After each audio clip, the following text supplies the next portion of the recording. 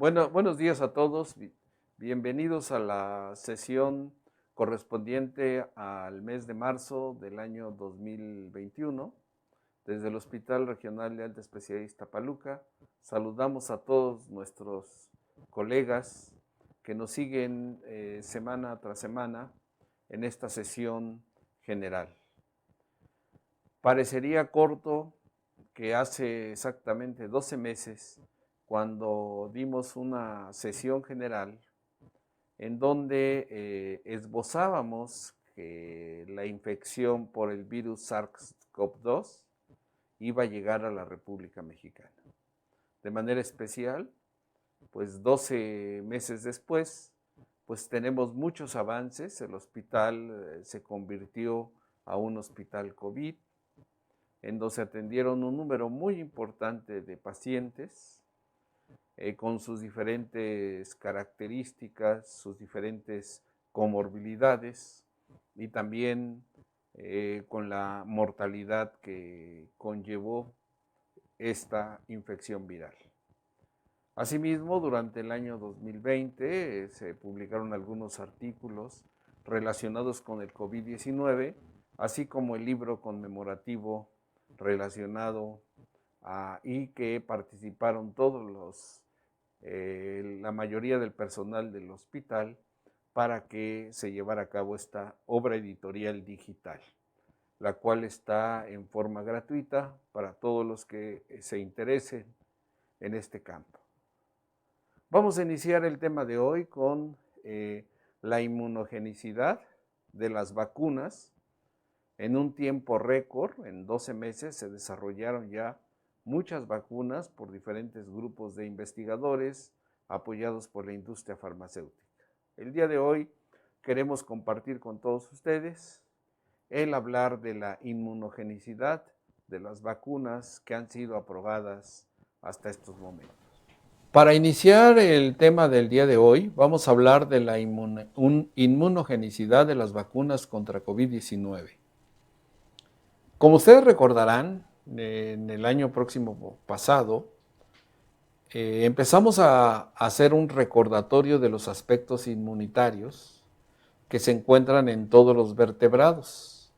Y en este caso, obviamente la especie humana, pues está representada el origen de las células inmunitarias en la médula ósea de todos y cada uno de nosotros. En la médula ósea se encuentran todas las células inmunocompetentes, estas células inmunocompetentes relacionados con las células linfoides. Como ustedes conocen, pues existe la parte de la diferenciación de las células linfoides a través de una de las células totipotenciales. Se van haciendo diferenciaciones terminales hacia la serie roja, que es la formación de los eritrocitos, a la serie de los mieloblastos, que van a considerar a los granulocitos, basófilos, eosinófilos y neutrófilos, y a la parte de los linfoblastos, a los linfocitos. Y dentro de los linfocitos vamos a ver que existen diferentes tipos de los mismos. También tenemos las células totipotenciales, nos puede dar monoblastos, monocitos, que cuando se fijan a los tejidos se van a diferenciar a células macrofágicas, que son las que primero se van a poner en contacto con el material antigénico. También, finalmente, la serie megacariocítica, que va a dar origen a las plaquetas. Uno de los grandes dogmas de la inmunología es el timo, el cual se encuentra en el mediastino anterior. Las células leucocitarias que parten de la médula ósea pasan a través del timo durante el desarrollo fetal y durante los primeros años de vida. Es decir, el timo interviene en la maduración y diferenciación de algunos grupos de linfocitos. Todos aquellos, las células linfoides que sufren el influjo de pasar por el timo y de una hormona especial que se llama timopoyetina, así como una apoptosis de las células linfoides a través de reconocimiento de lo propio de lo extraño. En esta manera, los linfocitos que salen del timo son considerados como los linfocitos T. Estos linfocitos T van a ser los responsables de la inmunidad celular. Toda nuestra economía tenemos ganglios linfáticos. Y aquí en este caso podríamos poner en las vías respiratorias, tanto las vías respiratorias superiores como las vías respiratorias inferiores, tenemos tejido linfoide. Entonces lo que estaría haciendo una recapitulación es los linfocitos que han pasado por el timo son linfocitos T, y estos linfocitos T se van almacenando en los ganglios linfáticos en espera de que pudiera llegar un agente infeccioso. Entonces tenemos ganglios linfáticos asociados a las vías respiratorias. Aquí estaríamos representando a los linfocitos T que nos van a formar la inmunidad celular, y los linfocitos B que no han pasado por el timo, sino estos linfocitos B son los responsables de diferenciarse a células plasmáticas. Y las células plasmáticas van a formar proteínas específicas que se llaman anticuerpos. Estos anticuerpos siempre son producidos en contra del antígeno que indujo su formación. Es decir, si yo me inmunizan con proteínas del SARS-CoV-2, va a ser reconocido por el linfocito T para generar linfocitos T citotóxicos, y también va a pasar por el linfocito B, pero este se va a diferenciar a células plasmática y célula productora de anticuerpos. Para esto se requiere un tiempo. Por eso las personas que son inmunizadas, la respuesta de anticuerpos o de inmunidad celular dura mínimo 7 días, ¿sí? O de 7 a 14 días con la primera estimulación antigénica. Y si hay un refuerzo de la misma situación antigénica, va a producir anticuerpos de manera más rápida. Esto es el éxito de las vacunas. Aquí también tendríamos que hablar de lo que debe ser un buen antígeno. En este caso, por ejemplo, los componentes asociados, por ejemplo, hablando de algo coloquial que son la fertilización, debemos de reconocer que los espermatozoides del esposo se podrían considerar como proteínas antigénicas para la esposa cuando son depositadas en la mucosa cérvico-vaginal. Esto hace que el sistema inmunitario de las mujeres, las células linfoides de la mucosa cérvico-vaginal, tienen un mecanismo que los hace que no sea que no se estimule las células inmunitarias asociadas en este sitio. Es por eso que la mayoría de las mujeres, a pesar de tener relaciones sexuales de forma periódica, a lo mejor durante muchos años, no forman anticuerpos contra los espermatozoides del esposo, porque si no, así el sistema inmunitario podría crear la vacuna contra el embarazo. Sin embargo, sabemos que entonces, para desarrollar una vacuna, necesitamos antígenos que pudieran estimular al sistema inmunitario del receptor y formar una vigorosa respuesta inmunitaria. Por ejemplo, si se administraran los espermatozoides por vía intramuscular, es factible que sí formemos anticuerpos contra la esposa, la mujer, va a formar anticuerpos contra los espermatozoides del esposo, y de esta manera, hipotéticamente, podemos generar una vacuna contra el embarazo. Entonces, aquí lo que quiero enfatizar es que para que una vacuna sea exitosa, debe ser muy antigénica. y generar anticuerpos de isotipo en una primera exposición IgM y en una segunda reexposición anticuerpos IgG. Pero si en cambio hablamos de alergenos, los alergenos son los que van a inducir otro isotipo de inmunoglobulina, que es la inmunoglobulina IgE. Y recordemos que la alergia, los anticuerpos IgE, son citofílicos para las células cebadas. En reexposición para un alergeno, producimos una respuesta inflamatoria mediada por histamina. Cuando se habla de una alergia a algunos componentes de las vacunas, pues generalmente las vacunas tienen material lipídico y este material lipídico es poco antigénico y es poco probable que sea alergénico. Entonces es factible incluir que solamente se debería de impedir que se vacunaran las personas que tienen una reacción alérgica intensa.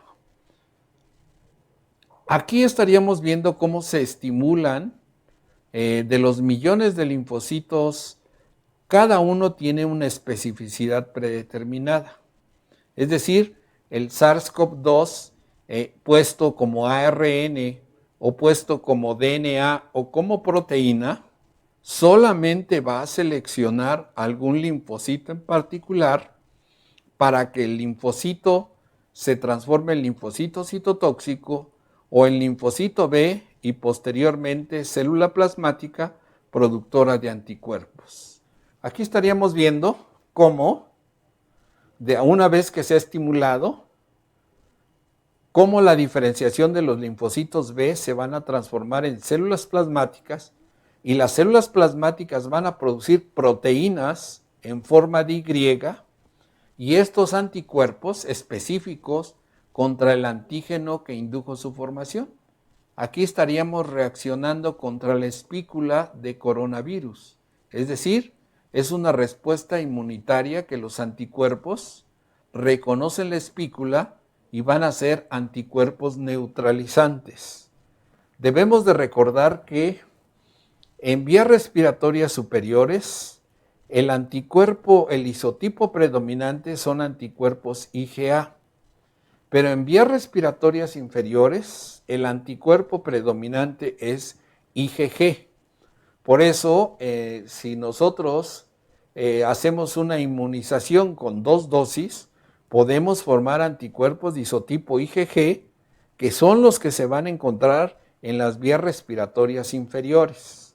Actualmente hay 2 vacunas, como la de Johnson y Johnson, que solamente es con la administración de una vacuna, pero puede tener lo que nosotros le llamamos adyuvante. Cuando algunas vacunas tienen adyuvantes, son proteínas que estimulan el reclutamiento de células linfoides. Esto va a hacer que con una sola dosis pudiéramos formar anticuerpos IgM y anticuerpos IgG. También hay un tipo especial de la vacuna Sputnik, que ahora se ha visto que también está en desarrollo para que nada más sea de una sola dosis. ¿Cuál es el éxito de las vacunas? De que generen linfocitos de memoria. Esto quiere decir que si yo me pongo en contacto por primera vez con proteínas de espícula de SARS-CoV-2, voy a formar anticuerpos IgM y después de un tiempo, porque esto lleva tiempo para que yo forme una respuesta inmunitaria, voy a formar anticuerpos IgG, porque los linfocitos de memoria pueden durar meses hasta años. Es decir, si yo tengo un esquema de inmunización incompleta, estos linfocitos de memoria se quedan circulando o localizados en los ganglios linfáticos y en una segunda reexposición, estos linfocitos de memoria, que aquí sería una característica importante como la de los neurólogos, de que el sistema inmunitario tiene memoria y esto le permite reconocer al antígeno que anteriormente se puso en contacto. Aquí estamos viendo que se requiere la respuesta inmunitaria tiempo. Debemos de recordar que las vacunas, como se va a hablar más adelante, hablan de protección. Pero cuando una persona está inmunizada con sus 2 dosis, va a producir anticuerpos IgG y estos anticuerpos IgG pueden ir a vías respiratorias inferiores. Lo importante es de que las personas vacunadas sí se pueden reinfectar por SARS-CoV-2, pero los anticuerpos presentes IgG en las vías respiratorias inferiores neutralizarán a la mayor parte de las partículas virales y las personas van a tener un desarrollo de la infección no grave. Esto es lo que quiere decir protección. No quiere decir que no nos vayamos a reinfectar, pero si nos reinfectamos, vamos a tener un pronóstico más favorable de que no fuéramos inmunizados.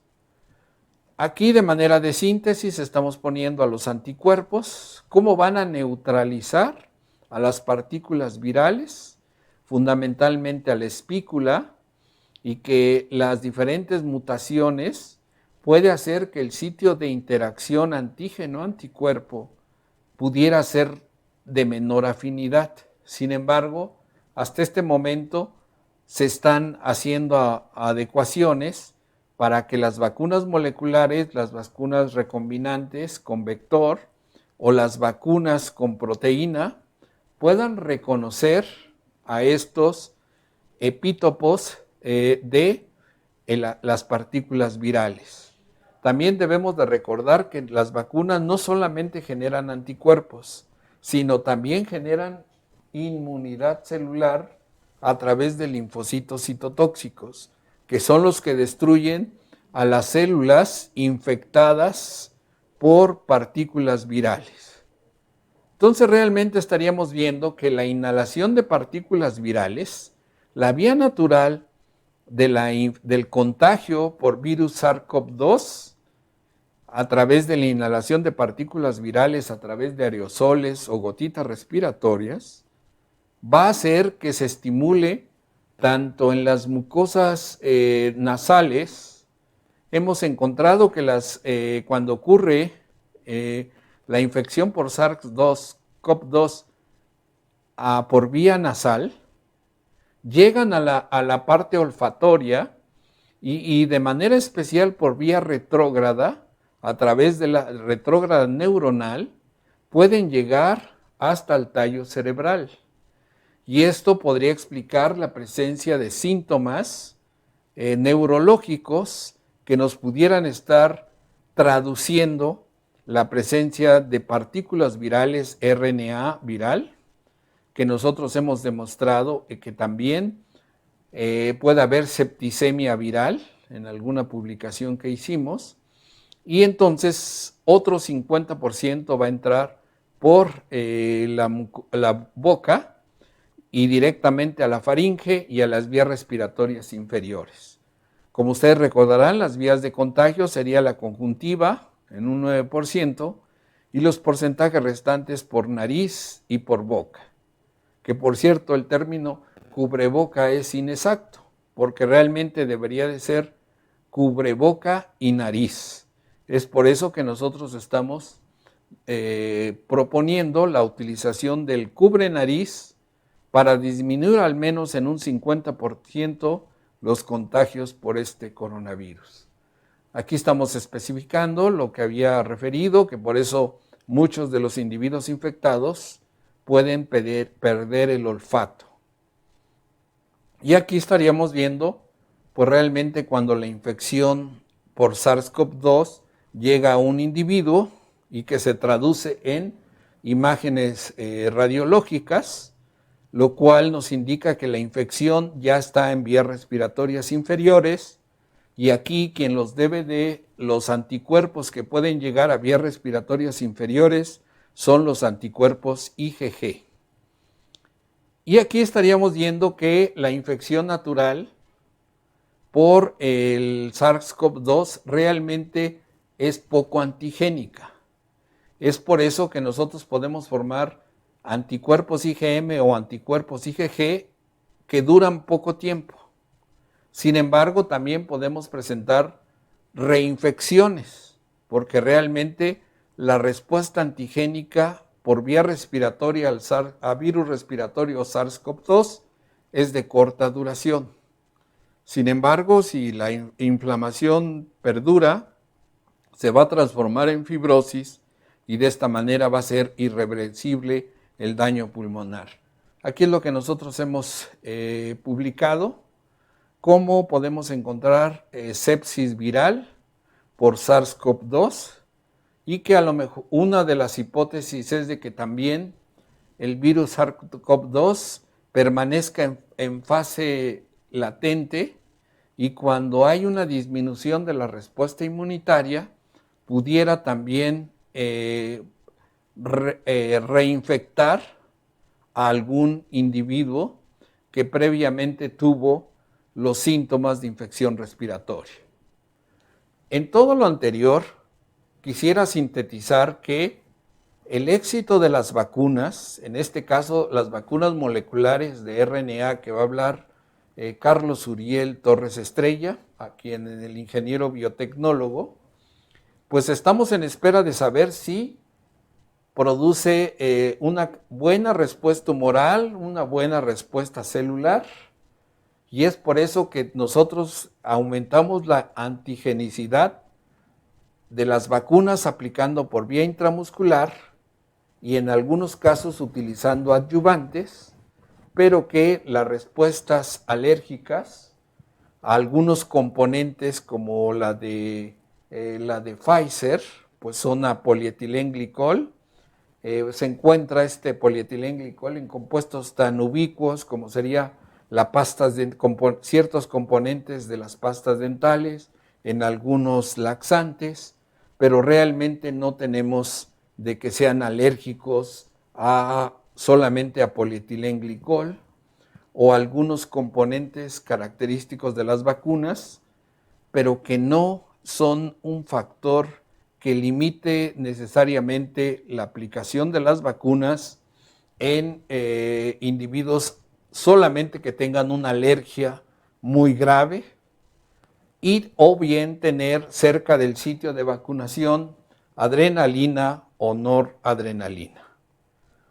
Les agradezco su atención y a continuación mi compañero, el ingeniero biotecnólogo.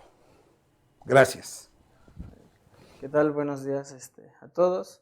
Le agradezco al doctor Gustavo Acosta por la presentación. Muy interesante esa pequeña introducción de la respuesta inmunológica.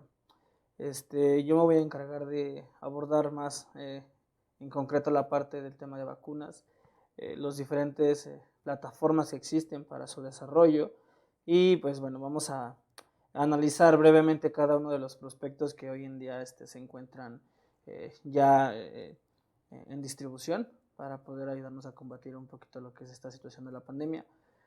Y pues antes de eso me gustaría recordar algo de contexto histórico, solamente para entrar a detalle y que también se tenga un poquito más de entendimiento del por qué el desarrollo de estas vacunas, pese a que ha sido en menos de un año, no se trata de trabajo que se sacaron de la manga o que fueron investigaciones de muy rápidas debido a la situación, ¿no? Sino que realmente ya había antecedentes que ayudaron a sentar las bases de las vacunas de hoy en día y que son clave estos acontecimientos para poder llegar a los días que hoy corren, ¿no? Entonces, primeramente hay que recordar que esta familia de coronavirus no era considerada altamente patogénica.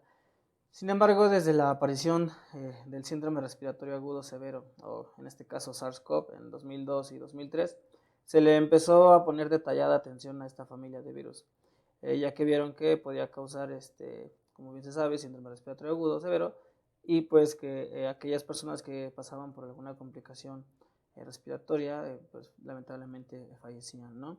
Después de este brote de SARS, hay otro virus que surge en Medio Oriente, prácticamente una década después, conocido como el síndrome respiratorio por coronavirus de Medio Oriente, conocido como MERS-CoV, el cual pues evidentemente empezó todavía a alertar un poco más la situación, ya que pese a que pertenecen a la misma familia de los virus, se desarrolló en dos regiones completamente distintas, ¿no? Lo que nos deja en claro que la capacidad infecciosa del virus no depende únicamente de ciertas regiones o de ciertos, digamos, cuestiones genotípicas o de acuerdo a la zona geográfica en donde se ubican las personas, sino que en realidad puede infectar a diversas poblaciones sin importar, diversidades culturales e incluso partes de contextos genéticos, ¿no?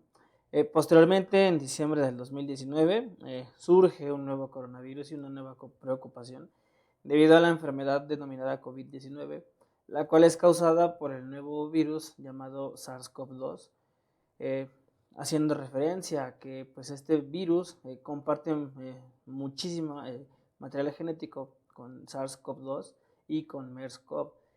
Obviamente siendo más con SARS-CoV, de cual se jala el nombre y únicamente se le coloca el 2 como haciendo referencia, que es una variante, pero que pese a que comparten cierta información genética, tienen la misma particularidad de poder causar este síndrome, ¿no? Y pues brevemente, este virus es de la subfamilia de Coronavirinae, de la familia Coronavirinae del orden de los dinovirus. Esto según con The International Committee of Taxonomy of Viruses. Y pues bueno, ya teniendo un poquito más de contexto sobre qué es lo que pasó, cómo fueron sucediendo estos eventos realmente décadas tras décadas, vamos a ver un poquito lo que es la estructura de este nuevo SARS-CoV-2, el cual interesantemente es el virus que posee el genoma más grande de RNA de todos, lo cual le da cierta ventaja evolutiva sobre sus compañeros, perdonen ustedes, sobre sus digamos, parientes, en este caso SARS-CoV y MERS-CoV, ya que pues al tener una región mucho más grande del genoma, evidentemente puede ser más susceptible a que tenga mutaciones y que pues pueda llegar a ser un poco más infeccioso, ¿no?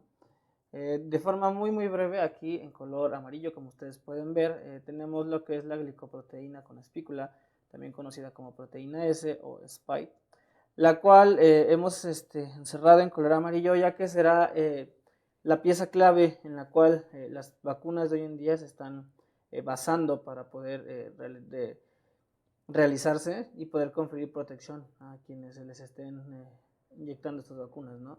De igual manera se pueden checar otras partes de la superficie, como es la membrana lipídica, incluso ciertas partes que contienen hemaglutinina estereasa. Y pues bueno, esto es a muy grandes rasgos la estructura de este virus, ¿no? Tenemos que recordar que también este virus tiene una particularidad, y es que se creía que únicamente afectaba a células del neumocito tipo 2 gracias al receptor que tienen, que es la enzima convertidora de angiotensina tipo 2. Sin embargo, se sabe más bien que este receptor no es propio de este tipo de línea celular. Se encuentra en otros más, como son las células del epitelio nasofaringeo, las células del miocardio, las células del epitelio glomerular, así como los hepatocitos, que también pueden expresar este tipo de receptores, lo cual justifica el hecho del por qué se han encontrado restos del virus a lo largo del cuerpo, porque evidentemente al existir una migración en torrente sanguíneo puede llegar fácilmente a los demás órganos que estén expresando estos receptores, y evidentemente puede realizar una infección como en los neumocitos tipo 2. Es más que común que se realice en neumocito tipo 2 porque evidentemente es la primera vía a la que va a llegar debido a que pues, se contagia por medio de mucosas, ¿no? Entonces es para que entendamos por qué también existe a veces una falla orgánica en las personas que llegan a infectarse, y es debido a esto, ¿no? que mencionamos aquí en esta diapositiva. Antes de seguir me gustaría abordar estos tres conceptos que van a ser clave para poder entender cómo es que funcionan las vacunas y por qué es que estamos trabajando con ciertas cuestiones. El primero de ellos es que es un antígeno. Y bueno, un antígeno es una sustancia que al entrar al organismo produce una respuesta inmunitaria. Es decir, es aquella molécula que evidentemente cuando ingresa al cuerpo no va a ser reconocida como propia. ¿Y cómo es que esto sucede? Bueno, pues recordemos que el cuerpo humano posee el complejo mayor de histocompatibilidad, lo cual le permite, a bordo modo, escanear todas las líneas celulares del cuerpo e identificarle cuáles son propias. Sin embargo, cuando hay un organismo extraño que entra y secreta ciertas moléculas, pues evidentemente no va a ser reconocido, por lo cual va a haber una estimulación por parte de este microorganismo y se desatará una cascada en cuanto a lo que son señalizaciones y respuestas proinflamatorias, entre otras cosas. Esto a su vez llevará a la formación de anticuerpos. ¿Pero qué es un anticuerpo? Pues bueno, un anticuerpo es una proteína producida por las células plasmáticas. Recordemos que las células plasmáticas son las células B activadas, es decir, una vez que las células presentadoras de antígenos llevan la proteína, o en este caso el antígeno, a las células B, estas células B reconocen el antígeno y comienza la formación y desarrollo de los anticuerpos para poder neutralizar la infección, ya sea en la fase aguda o en futuras infecciones, ¿no? Que esto vendrá siendo la memoria inmunológica. Y finalmente vamos a hablar de lo que es un vector. En cuestiones prácticas para las vacunas, va a ser una sustancia que sirve como vehículo para transportar moléculas al interior del organismo o de una célula. Es decir, va a ser una matriz que en su interior va a albergar material genético o algunas otras partículas de interés que van a poder viajar seguramente debido a la protección que brinda esta matriz y que van a poder ser ingresadas dentro de la célula o del organismo sin la preocupación de que estas puedan ser degradadas, ¿no? Ahora bien, ¿qué es una vacuna? Pues bueno, de acuerdo con la Organización Mundial de la Salud, una vacuna es aquella sustancia que genera una respuesta inmunitaria segura y eficaz, lo cual a su vez llevará a una producción de anticuerpos y que esta sustancia puede estar formada por microorganismos muertos para el caso de bacterias o inactivados para el caso de los virus. Recordemos que a los virus no se les consideran seres biológicos o seres que realmente poseen vida, ya que no tienen un metabolismo propio y dependen 100% del metabolismo que proporciona el hospedero cuando éste se ve infectado pues por el virus, ¿no? También pueden ser desarrolladas por partes específicas de microorganismos o productos de estos, como puede ser algún metabolito, en este caso algunas toxinas, que son agentes altamente antigénicos, y su administración puede verse vía subcutánea, intramuscular, oral o nasal, ¿de acuerdo? Entonces, para poder considerar un producto o una sustancia que sea vacuna, necesita cumplir rigurosamente con estos 5 puntos que se enlistan aquí y que están, de hecho, enlistados por parte de la Organización Mundial de la Salud. Ahora bien, vamos a ver también cómo es que se forma o cómo es el proceso para el desarrollo y distribución de una vacuna. Es un proceso altamente complejo que requiere años para poder llevar a cabo su distribución y sobre todo su uso, porque pues vamos a empezar de una etapa hasta una final, una inicial a una final. En total van a ser 6 etapas. La primera, que es la etapa exploratoria, que dura alrededor de 2 a 4 años, se basa en la búsqueda de una proteína que desencadene una respuesta inmunológica. Es decir, vamos a buscar un antígeno que sea el que genera primeramente una mayor respuesta inmunológica y que a su vez sea seguro de usar y evidentemente de producir. Entonces, esto nos lleva de 2 a 4 años porque engloba una serie de procedimientos y experimentos pues, que requieren de tiempo y requieren de mucho cuidado, ¿no? Entonces, como segunda etapa tenemos la etapa preclínica, la cual va a ayudarnos ya que vamos a realizar evaluación de antígeno en modelos animales. Es decir, ya que tenemos la proteína, el antígeno de interés que hemos observado desata una cadena inmunológica muy buena, lo vamos a utilizar para inocular a modelos animales y que estos a su vez puedan desarrollar los anticuerpos necesarios para neutralizar la infección por este patógeno. Esto va a durar alrededor de entre 1 y 2 años porque evidentemente tenemos que hacer pruebas en diferentes lotes y poder evaluar el comportamiento de cada lote de acuerdo a la dosis que se está suministrando. Posteriormente pasamos a un desarrollo clínico que es la fase 3, la cual es la más larga de todas. ¿Y por qué es la más larga? Bueno, porque pues aquí ya entramos a pruebas en humanos. Entonces también tenemos que tener especial cuidado en el número de dosis que se necesitan por cada persona, el tipo de persona al que se le va a suministrar, si esta persona posee, no sé, alguna enfermedad metabólica crónica o posee comorbilidades, etcétera, etcétera, etcétera. Entonces se vuelve mucho más complejo todo este proceso para poder realizar las pruebas en humanos. Si vemos que estas pruebas en humanos resultan viables, pasamos a un proceso de normatividad y aprobación, que es el punto 4, en el cual vamos a recopilar todos los datos que se generaron de las pruebas en humanos y a realizar un análisis a profundidad de estos mismos datos, en el que se evaluarán evidentemente pues, eficacia, seguridad, dosis mínima requerida para poder desatar la respuesta inmunológica, entre otros aspectos. Generalmente este análisis y recopilación dura de entre un año a año y medio, y finalmente pasamos a un proceso de producción. Si vemos que esta recopilación de datos y análisis es completamente buena y que sustenta realmente que el producto es seguro y eficaz, llegamos a su producción, que va a durar de entre 6 a 22 meses. Esto evidentemente va a depender de la demanda de dicha vacuna, y la cual como final punto tiene que pasar a un control de calidad en el que vamos a evaluar primeramente los niveles de endotoxinas, ¿no? Recordemos que estas moléculas suelen causar reacciones febril altas, e incluso pueden desatar la muerte si no se pueden controlar a tiempo, por lo que es necesario que este producto, que al final del día va a ser de uso humano y sobre todo va a ser un inyectable, tiene que pasar por un control de calidad muy estricto para que se pueda usar con total seguridad. Como podemos observar, el esquema es bastante largo. Haciendo una recopilación son más de 10 años, entre 11 y 12 años aproximadamente.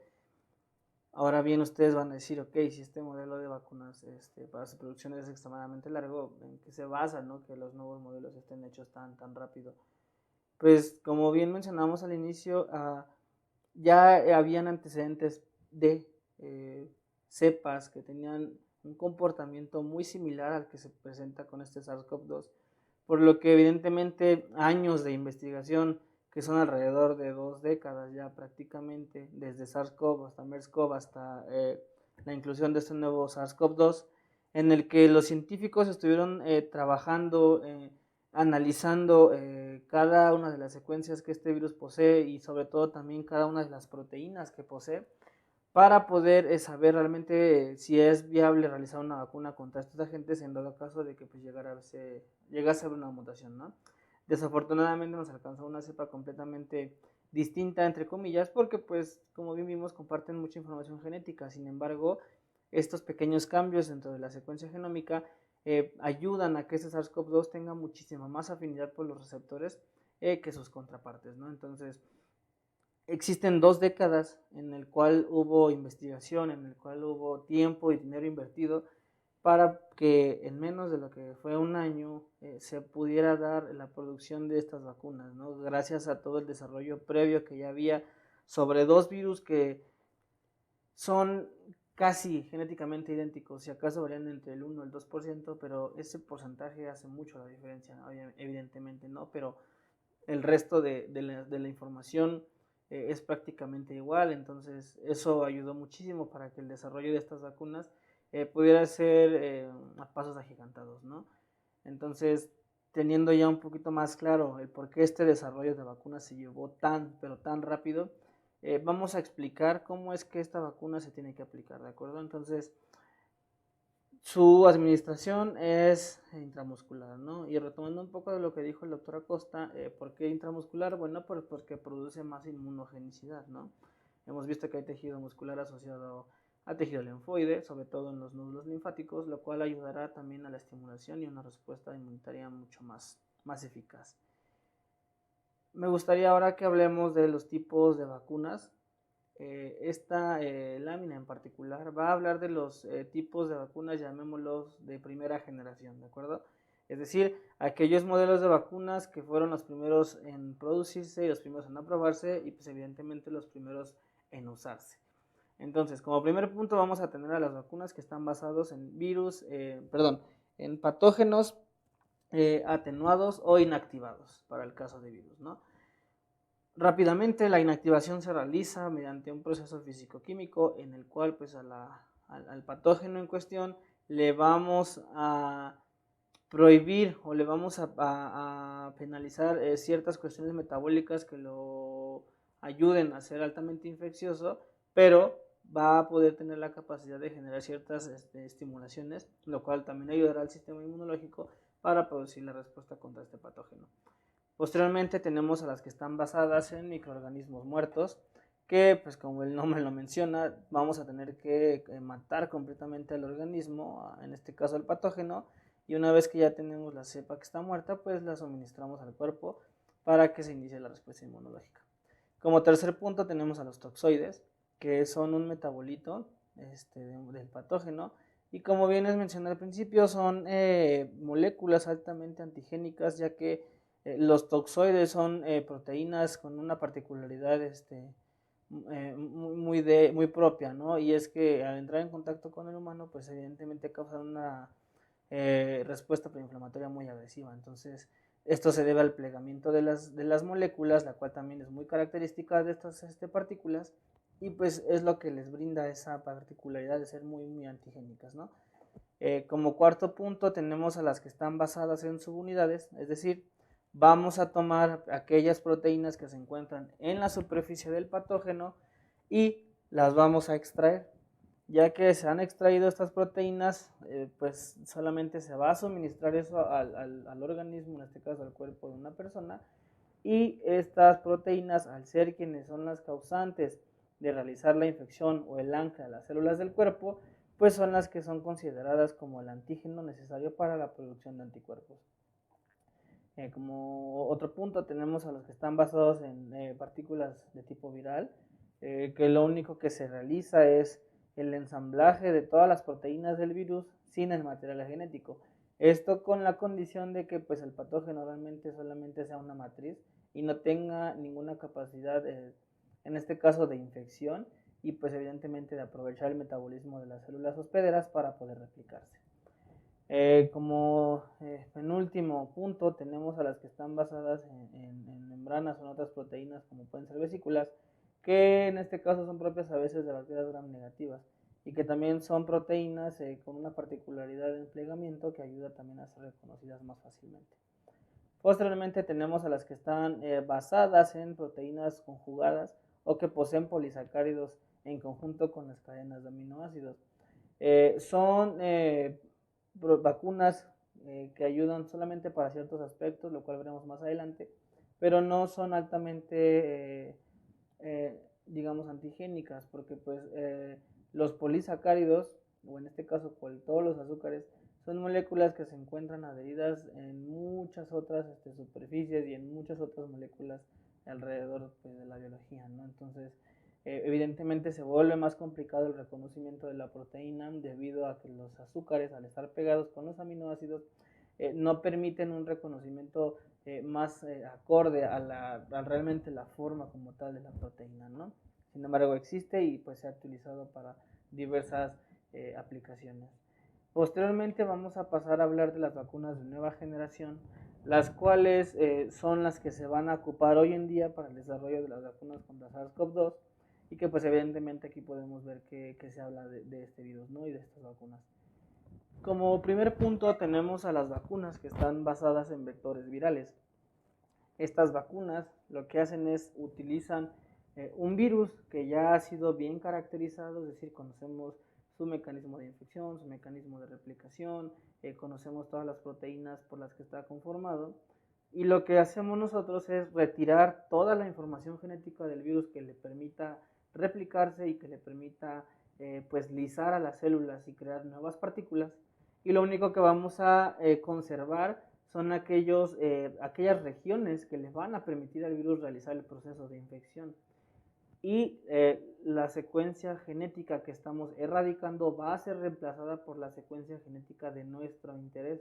En este caso, la secuencia genética que permita la expresión de las proteínas antigénicas que necesitamos para poder producir anticuerpos. La primera vacuna en desarrollarse de este tipo para tratar una enfermedad fue contra el virus del ébola en 2019.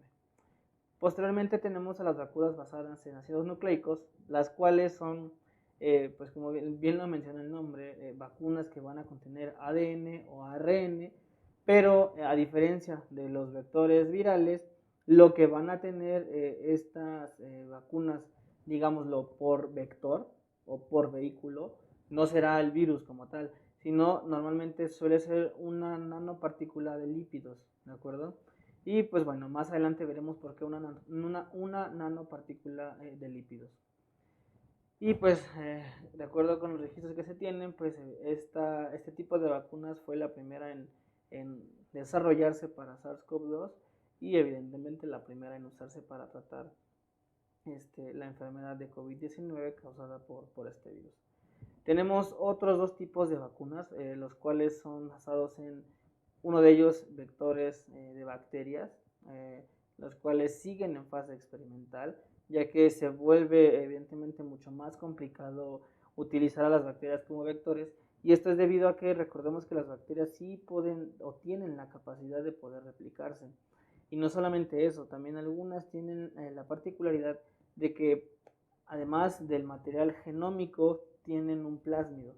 Este plásmido es ADN desnudo y circular que incluso tiene la capacidad de replicarse por sí mismo. Entonces se vuelve más complejo aquí el tratamiento porque evidentemente no sabemos si la bacteria en cuestión va a poder incluir estas secuencias en otro plásmido y que pues evidentemente al pasar la información genética pues ahí ocurran ciertas cuestiones metabólicas que pueden no ayudar a que la eficacia sea buena, ¿no? Y finalmente vamos a tener a aquellas vacunas que están basadas en los mecanismos de las células presentadoras de antígenos, es decir, aquellas células que se encargan de lisar al patógeno, tomar las proteínas, llevarlas a las células B y que estas células B puedan hacer la producción de anticuerpos una vez que están activadas. Son los dos modelos que aún se encuentran en fase experimental y pues de los cuales evidentemente no se tiene datos y pues mucho menos alguna aplicación. Sin embargo, las que acabamos de encerrar en color verde son las dos vacunas más importantes y en las cuales están desarrolladas la mayoría de todas las vacunas que vamos a ver a continuación, precisamente para poder ayudar a contrarrestar pues la situación de la pandemia, ¿no? Entonces ahí vamos a poner especial atención a estas dos vacunas. Y pues antes de eso vamos a explicarles cómo funcionan estas dos vacunas, ¿no? Vamos a hablar primeramente de las que están basadas en ARN. Y pues como bien sabemos el ARN es un ácido nucleico que a diferencia del ADN suele ser de cadena sencilla y que va a servir como en su gran mayoría para poder codificar la información de los genes y que ésta sea traducida a proteínas. Entonces, ¿cómo es que funciona? Recordando el dogma central de la biología molecular, cuando pasamos a un proceso de replicación, el ADN pasa a RNA mensajero y el RNA mensajero pasa a ser una proteína, es prácticamente lo mismo. El ARN que estamos nosotros utilizando es un ARN de tipo mensajero. Nosotros, al envolver el material genético en una partícula viral o en una partícula nanolipídica, ¿qué ocurre? El virus evidentemente va a anclarse a las células y va a inyectar este material genético, ¿ok? Por su parte, la nanopartícula, ¿qué es lo que va a hacer? Como es una nanopartícula lipídica, recordemos que las membranas celulares son una bicapa de fosfolípidos. ¿Qué sucede? Cuando la membrana entra en contacto con la nanopartícula, existe una asimilación de este material genético y se vuelve permeable a la membrana, ya que evidentemente estos lípidos pasan a formar parte de toda la economía de la célula y el material genético pasa libremente por el citoplasma. Una vez que ya sea el virus inyectó el material genético o la nanopartícula lo ha liberado en el citoplasma, va a pasar a los ribosomas en donde se llevará a cabo la síntesis de la cadena peptídica pues de acuerdo con los aminoácidos que ya conocemos.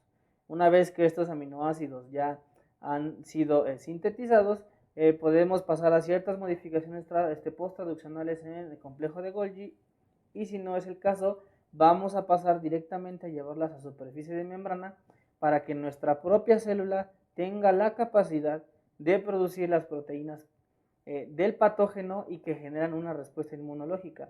Es decir, vamos a hacer la conversión del material genético a un antígeno viral. Y por lo tanto nuestras células van a poder tener la capacidad de, a su vez, expresar esto y generar una respuesta inmunológica. ¿De acuerdo? Entonces, esto es más o menos cómo es que trabajan este tipo de vacunas y que pues evidentemente a veces no se tiene como por bien conocido, ¿no?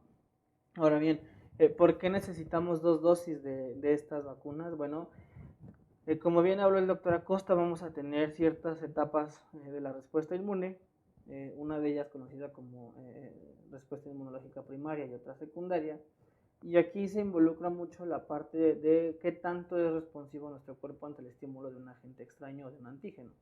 Bueno, cuando tenemos un primer acercamiento con un agente infeccioso, se lleva a cabo la producción de la inmunoglobulina tipo IgM, que recordemos es una inmunoglobulina tipo pentamérica, es decir, va a tener 5 receptores que le van a ayudar a poder, digamos, pegarse a diferentes antígenos hasta que uno realmente tenga la capacidad de poder adherirse correctamente.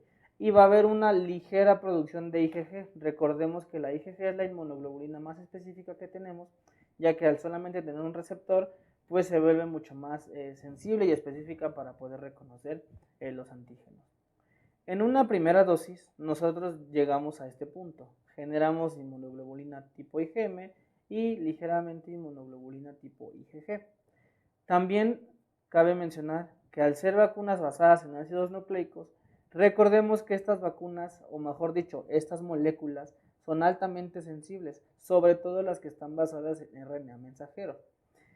Al ser una molécula altamente lábil, evidentemente toda la dosis que se inyecte en la primera aplicación no se verá transformada o no será convertida en una proteína, porque evidentemente van a haber procesos de degradación, va a haber momentos en que a lo mejor el RNA no va a llegar exactamente dentro de la célula y se va a degradar por X o Y situación. Entonces, con una primera dosis, evidentemente no todo lo que inyectemos va a ser producido a proteína, vamos a tener pérdidas. Entonces, al haber pérdidas y al evidentemente solamente estimular la respuesta primaria, pues requerimos de reforzar la respuesta inmunológica. Por eso es que viene una segunda dosis para una segunda exposición al antígeno, en donde al haber ya estimulado una primera parte, también va a haber un proceso de estimulación para la fase adaptativa. Y cuando nosotros realizamos la segunda dosis, pues incrementamos esa fase adaptativa para que la producción de IgG sea mucho más grande y la producción de IgM empiece a disminuir. Esto con fines de ahorro energético para que las células no gasten energía en la producción de esta inmunoglobulina y evidentemente generen la IgG, que es la que va a ayudar a neutralizar por completo al patógeno. Y asimismo, la segunda dosis, al contener más información para producir proteínas, pues tendremos mucha más producción del antígeno. Entonces, por esto es que tenemos que hacer el suministro o tenemos que aplicar 2 dosis, ¿no? Para que podamos cubrir ampliamente con la fase primaria y la fase adaptativa del sistema inmunológico. Ahora vamos a hacer una pequeña comparación de los diferentes tipos de vacunas que ya hemos visto, pues para saber realmente cuáles son ventajas y desventajas de un modelo con respecto a otro, ¿no? Vamos a hablar de las que son de patógeno atenuado, las cuales tienen una gran ventaja y es que producen una respuesta humoral y celular muy fuerte con una sola dosis, ¿no? Y esto pues debido a que pues realmente todo lo que estamos inyectando es el patógeno que solamente perdió capacidad de poder infectar y replicarse y entonces pues todo lo que entra en contacto con esta sustancia pues va a generar una respuesta, ¿no? Sin embargo, una desventaja es que presenta problemas de seguridad en personas inmunosuprimidas, ya que si se lleva a cabo una respuesta proinflamatoria muy agresiva, pues puede haber complicaciones, ¿no? Y evidentemente también existe una dificultad para obtener las cepas, porque pues, este tipo de vacunas tiene que pasar por cultivos virales, los cuales solamente pueden desarrollarse en laboratorios de bioseguridad nivel 3 o incluso 4, y ya que tenemos el cultivo viral, pues tenemos que empezar a dar tratamiento a cada una de las líneas celulares infectadas para que permitan también que el virus se vea afectado y que no genere una infección como normalmente lo haría, ¿no? Posteriormente tenemos a las que están basadas en patógenos muertos o inactivados, que de igual manera son seguras debido a la naturaleza de su composición, que pues evidentemente el patógeno está completamente muerto, y que también son muy fáciles de transportar y de almacenar, porque evidentemente pues lo único que nos interesa es que se mantenga estable lo que va a brindarle soporte o lo que va a brindar estabilidad a la sustancia, ¿no? Realmente el microorganismo al estar muerto pues ya no necesita de otra cosa.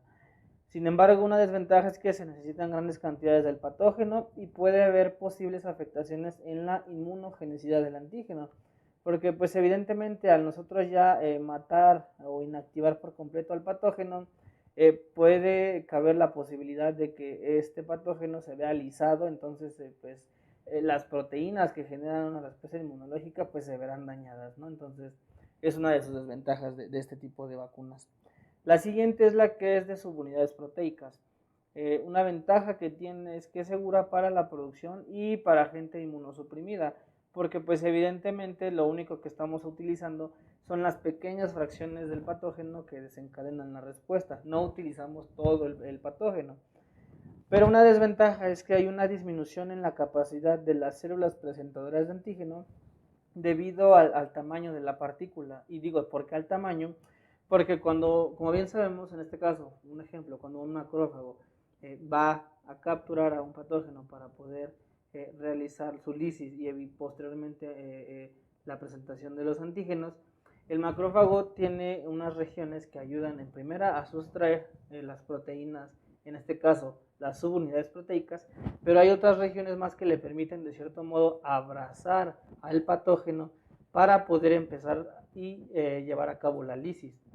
Evidentemente, al entrar en contacto únicamente con la subunidad de la proteína que genera la respuesta inmunológica, pues se vuelve más complejo atraparlo, digámoslo, en el aire o solamente ahí circundando sin otro tipo de matriz que lo esté sujetando, por lo que pues evidentemente es mucho más complicado poder capturar esta proteína, ¿no? Y pues su producción es limitada debido a la escalabilidad del producto, ya que normalmente este tipo de vacunas se realizan de manera recombinante. Ocupamos un modelo celular ya bien caracterizado y que nos ayuda a hacer un proceso de bioingeniería y tiene que verse por un escalamiento desde el cultivo in vitro en caja de Petri, matraz, etcétera, hasta llegar a un bioreactor que permita evidentemente expresar estas proteínas. Se vuelve limitado, ¿por qué? Porque como en todo bioproceso, lo más caro siempre suele ser la purificación de las proteínas de interés. Y evidentemente, al tratarse de una proteína de muy alto valor, tenemos que llegar a un punto en el que la pureza de esta proteína pues sea muy alta para poder garantizar que el producto es altamente eficaz, ¿no? Entonces, realmente esto es lo que genera que haya una producción limitada, ¿no? Porque pues, los procesos de bioingeniería son procesos muy costosos.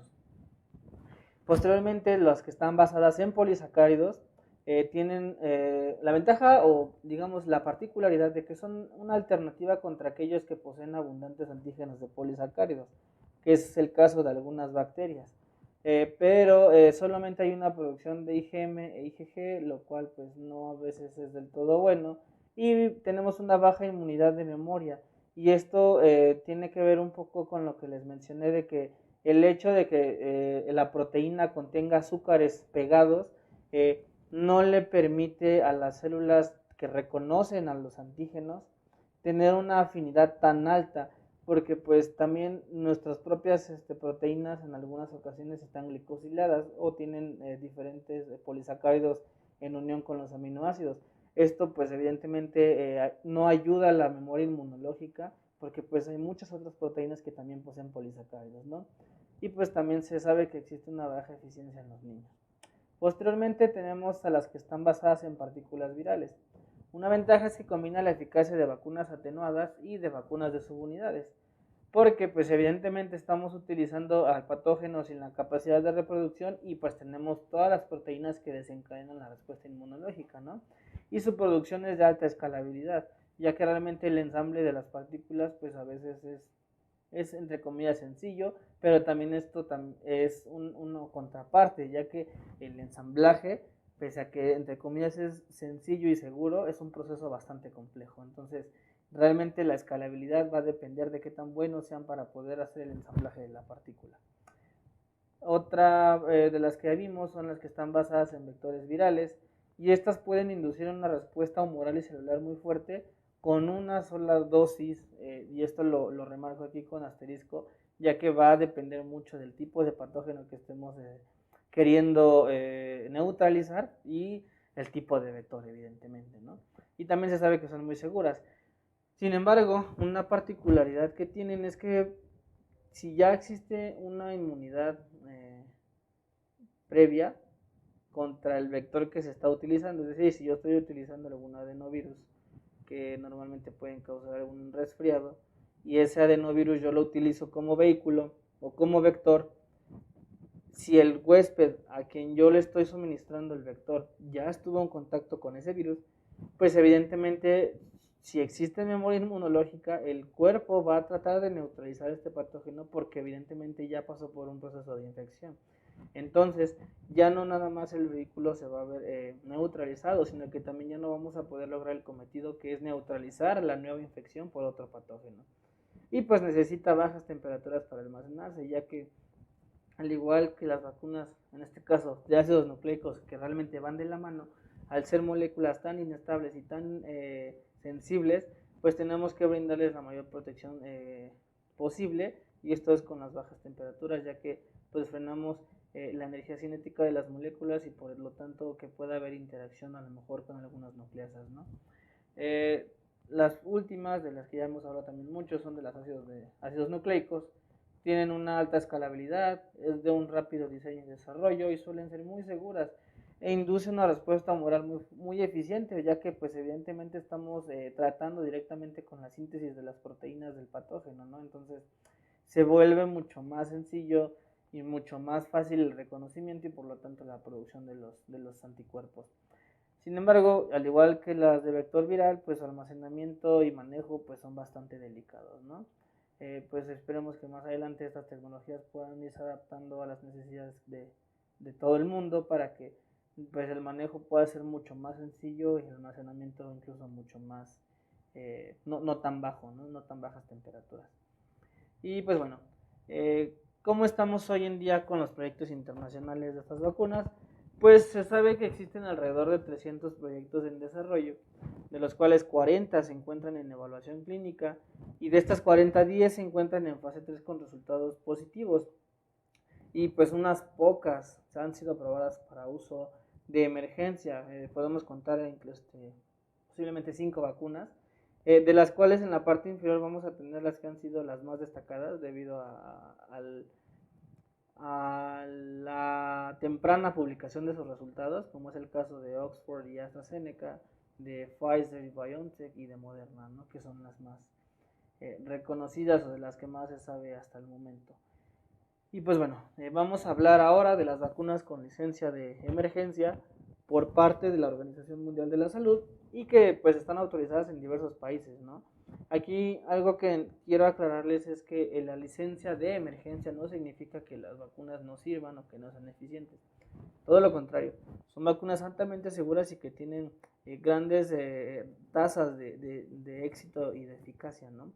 Sin embargo, la palabra emergencia lo que engloba aquí va a ser el número de personas estudiadas con el producto para su distribución. Es decir, se requirió de una menor cantidad de personas para los ensayos clínicos porque pues evidentemente lo que se quería era poder liberar una vacuna que ayudase a contrarrestar la transmisibilidad del virus y por lo tanto también el número de decesos, ¿no? Entonces se utilizó una menor escala de personas para realizar los ensayos clínicos, pero esto no quiere decir que los datos recopilados no sean significativos o no tengan relevancia, todo lo contrario. Fue una suma de esfuerzos y de mucha coordinación para poder realizar los ensayos, lo que también ha permitido que el desarrollo de estas vacunas pues se lleve a tan corto tiempo, ¿no? Entonces, una vez aclarado esto, vamos a entrar de lleno ya a analizar la vacuna de Pfizer, que es la que pues en muchos lugares se ha aplicado, este hospital ha sido uno de ellos, y pues veamos más o menos cómo es su conformación, ¿no? Sabemos que la vacuna es muy segura, tiene una eficacia, de acuerdo con Pfizer y los datos, de un 95%, pero su manejo es altamente complejo. ¿Por qué? Pues porque tenemos que tenerla en ultracongelación de menos 70 grados centígrados y va a tener una vida media de 6 meses a esa temperatura. Sin embargo, una vez que sale de ultracongelación va a tener una vida de media de 5 días, de en una temperatura de entre 2 y 8 grados Celsius. Y cuando el frasco ha sido reconstituido va a tener una vida media únicamente de 6 horas. Por lo cual pues sí se ve y se trata de un producto pues muy complicado de manejar, ¿no? Sobre todo también de transportar y pues de lograr que todos los viales puedan ser suministrados a tiempo y pues que no existan pérdidas, ¿no? Sin embargo existe, se ha aplicado y pues sabemos que es exitoso, ¿no? Se necesitan de 2 dosis, la primera es a los 21, la primera, perdón, es obviamente en el día 1 y la segunda puede ser de entre el día 21 hasta el 42 después de la primera aplicación, por las razones que ya les comenté. Se trata de una vacuna de ARN mensajero con una nanopartícula de lípidos de entre 80 y 200 nanómetros que es permeable a la membrana celular, ¿de acuerdo? Y uno de los componentes que también ha sido muy sonado de esta vacuna y de la de Moderna es que poseen polietilenglicol, el cual es un polímero hidrofílico que sirve como estabilizador de la matriz lipídica y que le va también a ayudar a tener resistencia y consistencia a las nanopartículas para que evidentemente la protección del material genético sea la necesaria y que éste no se vea forzado a salirse de la matriz y que pueda ser degradado, ¿no? Sin embargo, se han registrado algunos casos que han tenido respuesta alérgica bastante fuerte a esta sustancia, por lo que si ustedes están considerando o familiares colocarse esta vacuna, pues únicamente sepan si son o no alérgicos a ella, pues para evitar alguna reacción alérgica que pueda agravar la situación, ¿no? Vamos a analizar rápidamente la de Moderna, que se lleva por nombre ARN M1273. Se sabe que es segura, tiene una eficacia del 94.1%. El manejo se vuelve más sencillo que la de Pfizer, pero no tan sencillo como nos gustaría, ¿no? Tiene que estar a una temperatura de menos 20 grados Celsius con una vida media de 6 meses. Sin embargo, cuando sale de esta congelación, puede durar hasta un mes entre 2 y 8 grados centígrados, ¿no? Y pues también requiere de 2 dosis, la segunda 28 horas después de la primera.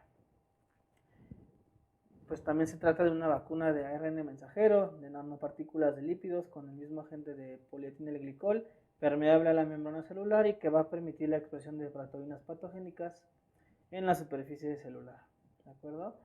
La siguiente vacuna es la vacuna de CanSino, ¿vale? La cual es segura y es eficaz en un 79%, de acuerdo a los datos publicados el fin de semana pasado, y que tiene un manejo bastante sencillo de 2 a 8 grados Celsius y de acuerdo con la propia farmacéutica es de una sola aplicación.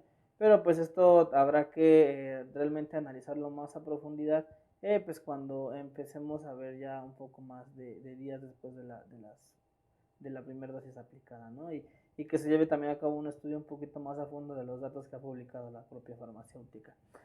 Esta vacuna, a diferencia de la de Pfizer y la de Moderna, trabaja con un adenovirus que en su interior posee el material genético de ARN tipo viral y que va a codificar para la proteína spike o la espícula de SARS-CoV-2, ¿de acuerdo? Al trabajar con un adenovirus, que es un serotipo AD5, existe aquí un problema, ¿no? Y es que este adenovirus en particular es causante de ciertos resfriados en algunas poblaciones, por lo que si alguna persona que ya haya tenido contacto con este serotipo en particular es inoculada con esta vacuna, pues vamos a entrar en lo que se mencionaba en las desventajas, ¿no? Que va a haber una decadencia en la eficacia de esta vacuna, puesto que al haber una memoria inmunológica va a neutralizar tanto al adenovirus como la producción de proteínas de SARS-CoV-2, ¿no? Entonces es a considerar solamente ese dato. Como bien les dije, es un vector viral de adenovirus que contiene el gen S en forma de ARN mensajero y codifica para la proteína transmembranal denominada spike o espícula. Posteriormente tenemos a la vacuna de AstraZeneca y Oxford denominada ChAdOx 1.5, que esta, a diferencia de la de CanSino, trabaja con un adenovirus de chimpancé. Esto con el fin, evidentemente, de evadir la memoria inmunológica preexistente, si es que es el caso, y pues evidentemente tratar con un virus que pues nunca ha tenido contacto con el humano, ¿no? Pero evidentemente este virus está controlado y bien caracterizado, y todos los vectores virales tienen la característica de que son virus que no pueden replicarse, es decir, solamente van a poder infectar a la célula, pero no pueden replicarse. Entonces, pues eso también nos vuelve mucho más seguros porque pues tenemos el conocimiento y la seguridad de que el virus, pese a que es un patógeno que no ha estado en contacto con el humano, pero que sí es propio de algunos chimpancés, pues no va a poder replicarse porque se le quita esa característica, ¿no? Se sabe que la vacuna es segura, que tiene una eficacia del 82.4%, un manejo mucho más sencillo, de 2 a 8 grados centígrados, y también 2 dosis, ¿no? Siendo la segunda entre 28 a 48 días. Tenemos también la vacuna Sputnik 5 de la farmacéutica Gamaleya por parte de Rusia, la cual trabaja con un sistema un poquito distinto, ya que a diferencia de tener RNA, esta vacuna va a tener DNA, que va a estar en 2 dosis con 2 serotipos de adenovirus distintos. Entonces, como primera instancia sabemos que es segura, tiene una eficacia del 92%, pero el manejo se vuelve otra vez un poco complicado, y esto es debido a cómo se están formulando los viales. El primero tiene que llevar una refrigeración de menos 18 grados centígrados y es un adenovirus de serotipo AD26, ¿de acuerdo? Pero el segundo es un vial que está liofilizado que tiene que estar de entre 2 a 8 grados centígrados.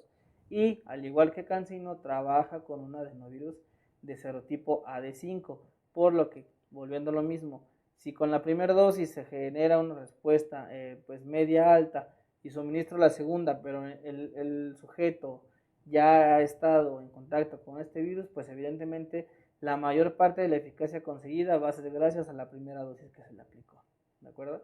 Entonces, la segunda dosis se aplica 21 días después de la primera y pues veamos cómo es rápido el proceso de estas vacunas de tipo ADN, ¿vale? Es muy similar a las de ARN mensajero, la única diferencia aquí es que el material no va a pasar directo a ribosomas, va a pasar al núcleo, ¿de acuerdo?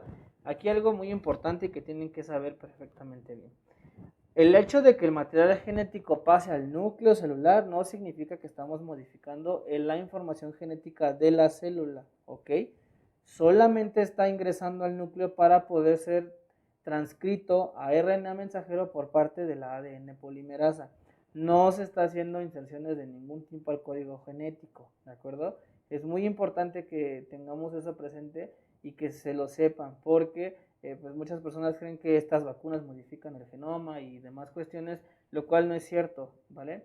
Se trata únicamente de una cadena de ADN, incluso no tan larga, que una vez que entra al núcleo y la replica, pues pasa como cualquier otro material genético, si ya no se utiliza, pues simplemente se degrada, ¿de acuerdo?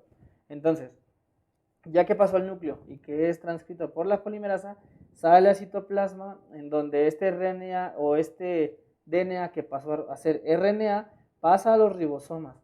De los ribosomas se traduce a una proteína con la cadena de aminoácidos y posteriormente va a pasar a ser expresada en la superficie de la célula ya como una proteína antigénica.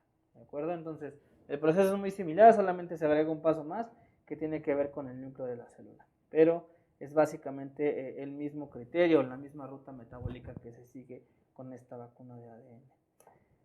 Pero también vamos a tener ahora la vacuna de Johnson & Johnson, que igual es una vacuna con ADN viral, pero que a diferencia de la de CanSino, trabaja ahora con serotipo AD26.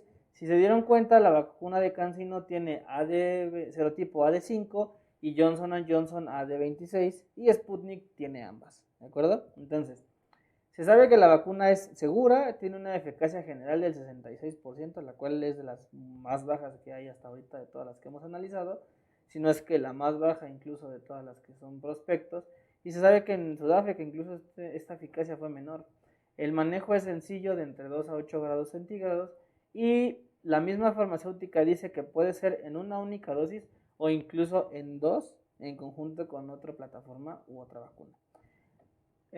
Yo como ingeniero biotecnólogo y como partícipe de esta presentación y de la investigación y pues con conocimiento del área, mi recomendación es que realmente no existe un estudio que contradiga o que sustente esta aclaración por parte de Johnson & Johnson. Entonces, lo más prudente por el momento sería que si vamos a seguir un esquema de vacunación, el esquema de vacunación continúe con las mismas plataformas y no mezclarlas, ¿no? Ya que al no existir alguna evidencia de que diga que esto es completamente seguro y que no existe alguna anomalía, pues no podemos investigar o no podemos ponernos a experimentar realmente con hacer una mezcla de vacunas, ¿no? Lo preferible es dejar que los esquemas sigan con la misma plataforma que se utilizó desde un principio, pues para obtener los resultados que cada una de las vacunas promete de acuerdo a su propio esquema, ¿de acuerdo? Vamos a tener ahora la vacuna de Novavax, la cual se sale completamente del esquema que hemos venido manejando de ácidos nucleicos y partículas virales para hacer una vacuna que va a trabajar con nanopartículas, pero que contienen la proteína S, es decir, va a ser una vacuna que trabaja con subunidades de proteína. En este caso, pues va a trabajar con la proteína S o la proteína Spike, ¿de acuerdo? Entonces, es segura, tiene una eficacia del 89.3%, y según la farmacéutica, esta vacuna es funcional contra la variante sudafricana e inglesa. Sin embargo, pues realmente se necesitarían realizar como estudios un poquito más a profundidad para poder aseverar esto y decir que realmente funciona. Y pues tiene un manejo más sencillo, ¿no? De 2 a 8 grados centígrados y 2 dosis, siendo la segunda aplicada pues 21 días después de la primera. La farmacéutica no da realmente cómo es la formulación de esta nanopartícula, pero pues puede ser muy parecida a la que trabaja Moderna y a la que trabaja Pfizer, ¿de acuerdo? Tenemos ahora la vacuna de Sinovac, denominada CoronaVac, que va a ser una vacuna un poquito más tradicional, ya que va a trabajar con un virus inactivado. Tiene una eficacia del 83.7%, se maneja en 2 dosis, la segunda se aplica 2 semanas después de la primera, y el manejo también es bastante sencillo por cuestiones que ya habíamos mencionado en ventajas y desventajas, ¿no? Como ya no realmente necesita de algún cuidado o manejo particular, puede almacenarse perfectamente entre 2 y 8 grados centígrados. Finalmente vamos a llegar a lo que es la vacuna de CureVac con el apoyo e inversión de la farmacéutica Bayer, que es una vacuna basada en RNA mensajero que ha llegado de hecho al país. Sin embargo, hay que ser aquí muy concretos en que la vacuna llegó sí, pero únicamente está llegando para poder completar los ensayos de la fase 3, la cual sigue en desarrollo. Desde el 27 de enero del 2021 que llegaron los insumos al país para su producción y su desarrollo de la fase clínica, pues evidentemente no tenemos ningún dato de qué tan segura y eficaz es esta vacuna hasta que terminen la fase 3 de estos ensayos, ¿no? Que pues realmente no sabemos cuándo vaya a ser, pero pues que se consideró a México para ser partícipe de estos ensayos clínicos. Ya aquí a manera de resumen les muestro la plataforma que es de la vacuna, en este caso mRNA mensajero, partícula viral, el candidato, en este caso el nombre de la vacuna candidata, qué farmacéutica o qué empresa la está produciendo, en qué fecha empezaron a darse conocimiento de los ensayos de la fase 3, cuáles son las condiciones de temperatura de cada una de estas vacunas que también ya las hemos visto, y el régimen de inmunización, que es algo que no tratamos, pero pues que también digo, por meramente curiosidad, aquí se los coloqué para que vean realmente cómo es que maneja cada una. Esto está en microgramos y esto se lo conoce como BP, o que son partículas virales, ¿no? En este caso 0.5 por 10 a la 11 partículas virales. Y pues bueno, aquí solamente se muestran las de RNA mensajero, las que son de vectores virales, y pues aquí tenemos las que están basadas en virus inactivados, en proteínas o en subunidades y en partículas virales sin material genético interno. Como podemos ver, existen también otras vacunas candidatas que no se mencionaron, como el caso de Undisclosed, de Vivicorp, de Covaxin, o esta de aquí o esta de acá, ¿no? Sin embargo, pues son vacunas que realmente no han tenido gran relevancia, y esto por los datos de eficacia que manejan, y porque pues evidentemente también los datos que han presentado pues no son tan buenos como los que ya presentaron las otras farmacéuticas, ¿no? Ahora bien, ¿cuáles son los principales objetivos de estas vacunas y sobre todo de la campaña de vacunación en general? Se sabía en un principio que era proteger a adultos mayores y personas con comorbilidades y aquellas inmunocomprometidas, ¿no? Pero realmente es que tenemos que brindarle protección a toda la población en general, ¿no? Y esto se va a realizar de acuerdo a pues, los diferentes esquemas que se lleguen a manejar en los diferentes países. Y pues esto tiene también como propósito conferir una protección por un mínimo de 6 meses, pero tenemos que tener en cuenta que realmente ahorita es prematuro predecir cuánto va a durar esta protección, porque pues evidentemente la vacuna empezó a ser suministrada a finales del año pasado y principios de este año.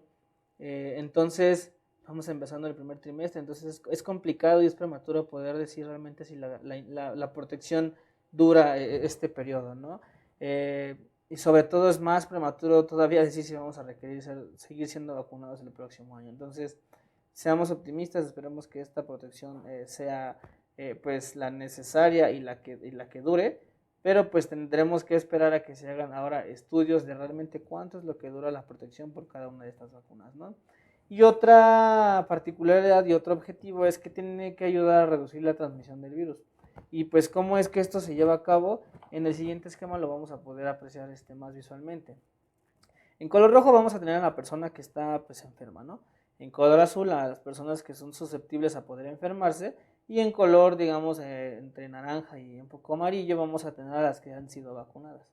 En un primer escenario vamos a tener a la persona que está enferma y que al entrar en contacto con una población altamente susceptible, pues evidentemente va a propagar y a haber una dispersión de la enfermedad en todo su esplendor, ¿de acuerdo? Posteriormente, si aplicamos vacuna a uno de estos miembros, vamos a tener que la transmisión del virus y su dispersión se va a ver reducida, pues en cierto porcentaje, ya que evidentemente cuando la persona que esté vacunada entre en contacto con la que ya tiene la enfermedad, va a conferir cierta protección a los que se encuentren con ella o a los que realmente ya fueron vacunados, y van a frenar un poco la dispersión del virus, ¿de acuerdo? Y como tercer y último escenario, cuando ya hay una administración de la vacuna, digámoslo, completa en la población, pues la persona que está completamente enferma, pues será incapaz de transferir o de todavía dispersar más la enfermedad, puesto que aquellas que ya están vacunadas, pues evidentemente van a frenar la dispersión del virus, y aquellas que sigan siendo susceptibles, ya sea porque no están vacunadas o porque poseen alguna problemática de enfermedad o de salud, pues no van a tener ningún problema, porque al estar rodeadas de aquellas que ya están vacunadas, la transmisión del virus y la tasa en la que se esparce, pues va a verse drásticamente reducida, ¿no? Ya analizando un poquito más este esquema, me gustaría darles un poco de los detalles de la situación actual en México. Hasta el 28 de febrero tenemos cerca de 2 millones de personas vacunadas con una sola dosis, y poco más del medio millón de personas que ya completaron el esquema de vacunación. Si vemos que de acuerdo con los datos en el INEGI tenemos una población de 126 millones de personas, realmente estas cantidades son nada en comparación a lo que resta, ¿no? por vacunar. Entonces, realmente nosotros no estamos ni siquiera entrando al segundo escenario de la imagen que analizamos hace unos instantes. Voy a regresarme. Es decir, México como tal ni siquiera está entrando a este panorama, ¿no? O sea, está todavía en esta situación, y ya que pues el número de personas vacunadas realmente no es significativo en comparación a las que faltan, ¿no? Entonces, realmente para que nosotros podamos alcanzar este escenario, pues se requerirán de aproximadamente 2 años, que es lo que dura la campaña de vacunación actual, ¿no?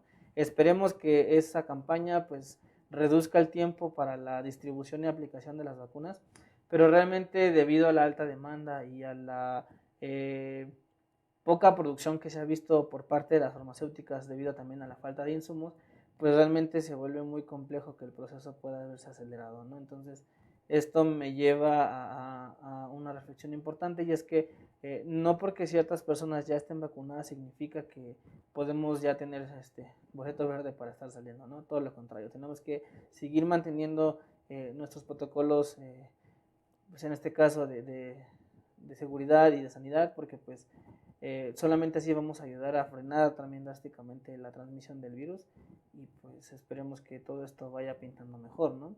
También esto me lleva a lo siguiente. México es un país que no se caracteriza por tener mucha inversión en ciencia y tecnología. Sin embargo, los días que corren nos han dado gran, una gran revelación, ¿no? La inversión en ciencia y tecnología ya no es un lujo ni una opción en los países, se vuelve una necesidad. Y esa necesidad se ve reflejada en todas estas vacunas que a continuación les estoy mostrando, las cuales son vacunas que están siendo producidas aquí en México y que son candidatas a ser lanzadas para poder ayudar con la deficiencia de producción de vacunas a nivel mundial y que pues evidentemente México pueda incursionar en el desarrollo de estas tecnologías, ¿no? Rápidamente vamos a tener a la institución de Avimex junto con la UNAM y el IMSS, la cual trabaja con una vacuna de vector viral con ácidos nucleicos basada en una plataforma veterinaria. Posteriormente, el Instituto de Biotecnología de la UNAM también tiene un financiamiento por parte de Amexir, CONACYT y la SECTEI, y trabaja con un vector viral, en este caso con anticuerpos. La Universidad Autónoma de Querétaro, el Instituto Politécnico Nacional, también están trabajando en una vacuna de tipo vector viral, y finalmente la Universidad Autónoma de Baja California y Tecnológico de Monterrey trabajan en una nanopartícula sintética, que realmente viene siendo una nanopartícula de lípidos, ¿no? Todos estos 4 proyectos fueron presentados ante la CEPI, y pues esperemos que alguno de ellos pueda tener realmente el impacto y la financiación requerida, pues para que la producción de estas vacunas se lleve en primera instancia en México y para México, y segundo, pues realmente vean que México puede incursionar en el desarrollo de estas tecnologías, ¿no? Que hoy en día son más que necesarias. Y pues, ¿cuáles son las perspectivas de todo este escenario? Pues una de ellas es realmente saber cuánto es la duración de la protección que confieren estas vacunas, que como ya les mencioné, pues se vuelve un dato completamente prematuro, ¿no? Hasta que no se hagan ensayos realmente analizando cuánto es lo que genera y por cuánto tiempo de anticuerpos una persona, pues vamos a seguir con la duda, ¿no? También el número de dosis, que ya sabemos son 2, pero el refuerzo realmente pues no sabemos si es necesario o no, porque pues apenas son meses que empezaron las campañas de vacunación. Tendríamos que esperar del último trimestre de este año que va corriendo para pues realmente saber en qué condiciones vamos a poder quedar el siguiente y si será necesaria una aplicación nueva, ¿no? También tenemos que tener mucho cuidado con las mutaciones en el gen S por parte de las variantes desde Inglaterra y Sudáfrica, que si bien no tienen alto impacto, pero sí han generado una mayor especificidad por los receptores, lo cual hace que la variante sea mucho más infecciosa, pero que no sea mucho más letal, ¿de acuerdo? Y finalmente tenemos que revalorar la inmunidad celular, porque pues evidentemente estamos trabajando con la inmunidad humoral, pero también la inmunidad celular es muy importante. Si no existe inmunidad celular, pues evidentemente no vamos a tener una memoria inmunológica bastante fuerte. Y pues bueno, antes de terminar, me gustaría recomendarles el libro de Estrategias del HRI ante el reto de COVID-19, que también fue escrito por el doctor Gustavo Acosta Altamirano y otros colaboradores, en el cual tengo el placer de haber compartido y escrito un artículo con él, en este caso un capítulo, que es la respuesta inmunitaria a COVID-19 y vacunas, en el cual empezamos a hablar de los principales proyectos que había en un principio y cómo es que se fueron desarrollándose estas tecnologías a lo largo del tiempo y pues que llegan a lo que les acabamos de presentar hace un momento, ¿no? Esto es todo lo que yo tenía que mencionarles.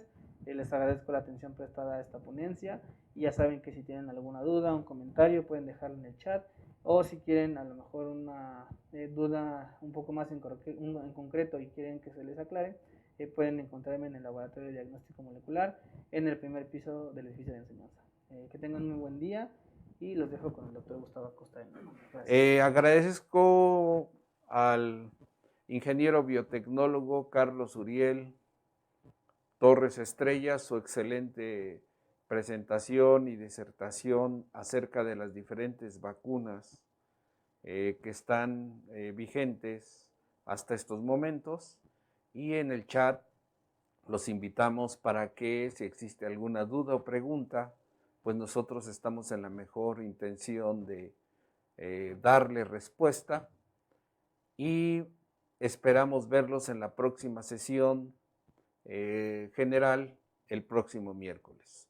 Por su atención, muchas gracias y buenos días.